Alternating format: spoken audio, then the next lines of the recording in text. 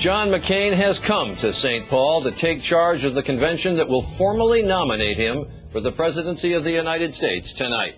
McCain landed here just before lunchtime, greeted at the airport by his wife and 7 children and by his running mate, Governor Sarah Palin of Alaska, along with her husband and children. This afternoon, I sat down with the Arizona senator and we talked about the swirl of controversy that surrounds her. Controversy regarding her experience or lack of same. Senator, since I've been following politics, every single presidential nominee has said that the first quality they look for in a vice presidential pick is the capability and the readiness to take over as president. Can you look the country straight in the eye and say Sarah Palin has the qualities and has enough experience to be commander-in-chief?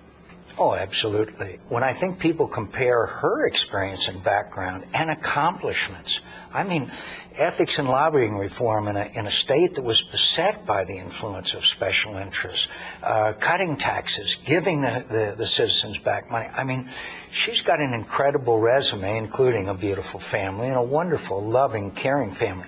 So I will think that over time, people will compare her accomplishments with that of Senator Obama, and his are very meager. But he's been vetted. 19 months he's been debating in front of this country. 18 million times in the primaries people voted for him. With her, we have your say-so. Well, the people of Alaska have vetted her. That's why she has an 80% approval rating. And again, I don't like to make these comparisons. She's had positions of responsibility and authority. In all due respect to my friend Joe Biden, he's never been executive of anything, nor has Senator Obama. I've commanded the largest squadron in the United States Navy with huge responsibilities. It was a leadership job, but it was also huge responsibility. Can you honestly say you feel confident having someone who hadn't traveled outside the United States until last year, dealing with an insurgent Russia, with an Iran with nuclear ambitions, with an unstable Pakistan, not to mention the war on terror? Sure. And one of the key elements of America's national security requirements are energy. She understands the energy issues better than anybody I know in Washington, D.C. And she understands that Alaska's right next to Russia. She understands that. Look, Senator Obama's never visited south of our border. I mean, please. So she is experienced, she's talented, she knows how to lead, and she has been vetted by the people of the state of Alaska. But you criticized for a long time Senator Obama based on his lack of experience, in your words, in the foreign policy area.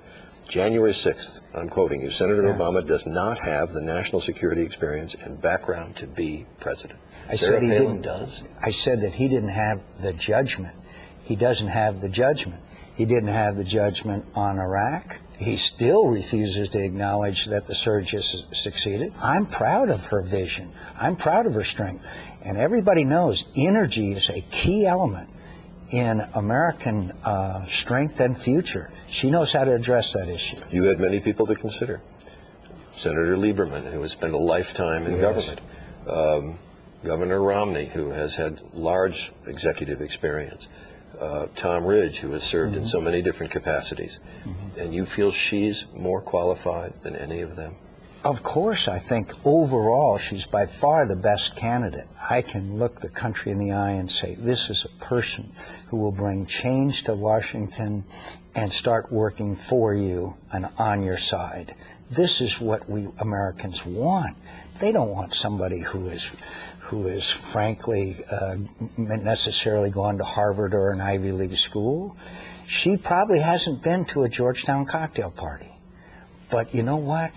She represents everything we want to see in government in America. Change and reform and ethics and taking on the special interests. That's what people want today. That's what she has to offer. Tonight's performance, I think, will convince a lot of Americans, and a lot of this other stuff's going to go away immediately.